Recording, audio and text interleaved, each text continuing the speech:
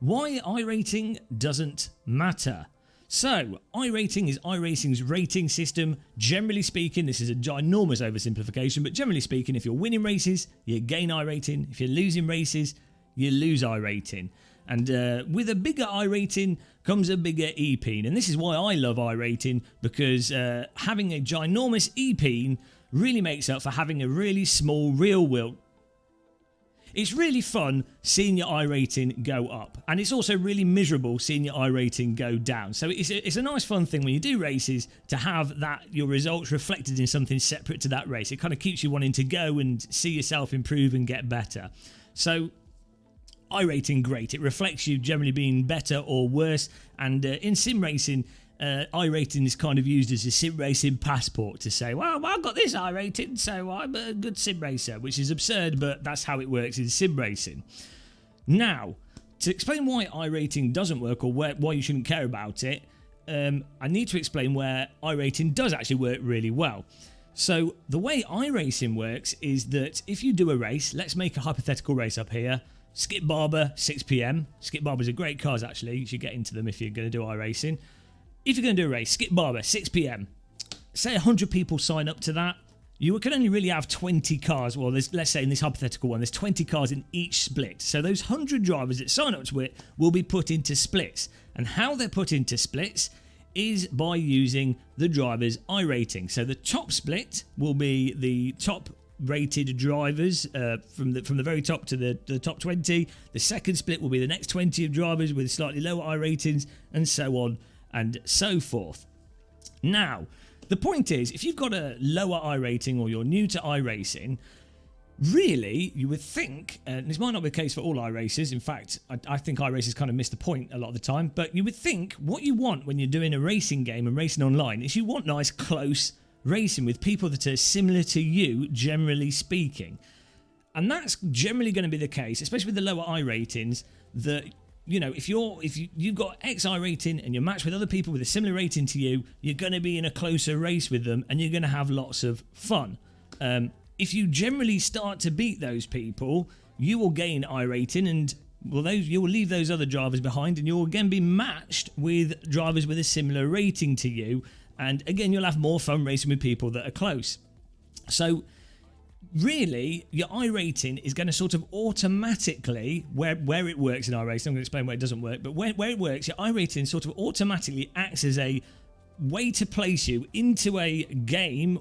That's dangerous to say that about a sim, I know, but a way to place you into a game where you're going to be playing with similar people that's going to produce more enjoyable gameplay. Now, the problem is, that works great until you get to about an iRating of sort of 2,500 to 3,000, where what happens in iRacing is, due to the number of people playing driving sims, and even with the sort of quite popular series, what happens is once you've got that iRating, you're basically in the top split. You're always going to be in the top or second split, unless it's a really, really popular series. But actually, even with like the fixed Ferrari, GT3, even the really popular series, if you've got 2,500, 3,000 iRating, you're going to be in the top split. So you've kind of lost that utility of being matched with like-minded people. Well, in fairness, though, if you got to that iRating, you probably played iRacing too much, and you're probably within the general pace anyway of the other drivers. But the point is, it's lost its utility at that point, and it doesn't really matter what your iRating is. You're in the top split, you've got the utility out of it. The only thing that iRating then turns into is more of a sort of vanity system for you going, oh, am I better or worse than these other drivers in terms of my iRating number?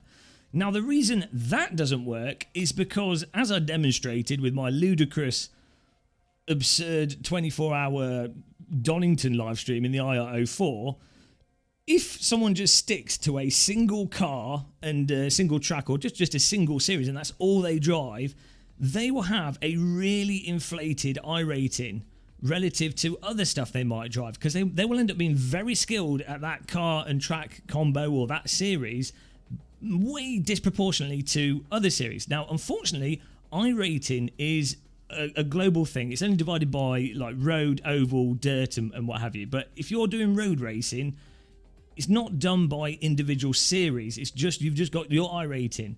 And I can tell you, the driving in fixed Ferrari is totally different to the driving in the IR04. The driving in the F3 car is totally different to driving in the MX5.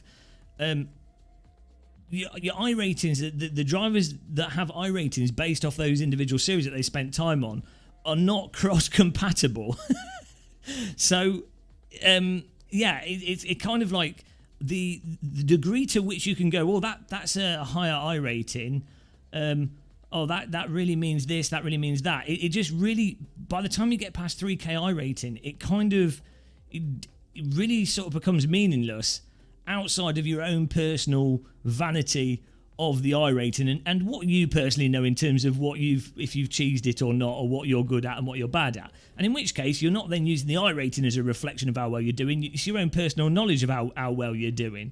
So ultimately, the point is, iRating, you really just shouldn't focus on it at all or really care about it. If you're new to the service, you just try and race as cleanly as possible. Try and do as best as you can, and yeah, try and gain your iRating and enjoy the reflection of you getting better, and enjoy that you'll get put in higher splits, and that's a reflection of you, as I say, being better, which is quite satisfying.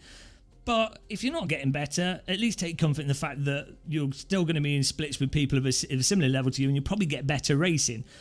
Actually, it's probably worth saying there as well, there is, in certain series, if you're in the top split and you yourself have to really try to be in that top split, like it's a lot of effort for you, that can actually be less fun in some cases, where it's really try hard and not really a relaxing form of sim racing. Like, you might want to just jump in, have good racing with people, close racing, but not like esports mega focus racing, in which case the top split might actually be, even though your iRating reflects that you're in the top split, and even though you might generally have that pace, it might actually be worse. It might actually not be what you want. So don't focus on iRating, just race, just enjoy it, just have fun, and that's my advice. That's why iRating doesn't matter. Everyone's going to ignore that. I'm going to ignore that. EPing is all that matters. It's going to stay that way. The bigger your iRating, the better you are as a person. Fact, scientifically proven without evidence. Thank you to everyone that watched this video. Happy tea drinking, and goodbye, everybody.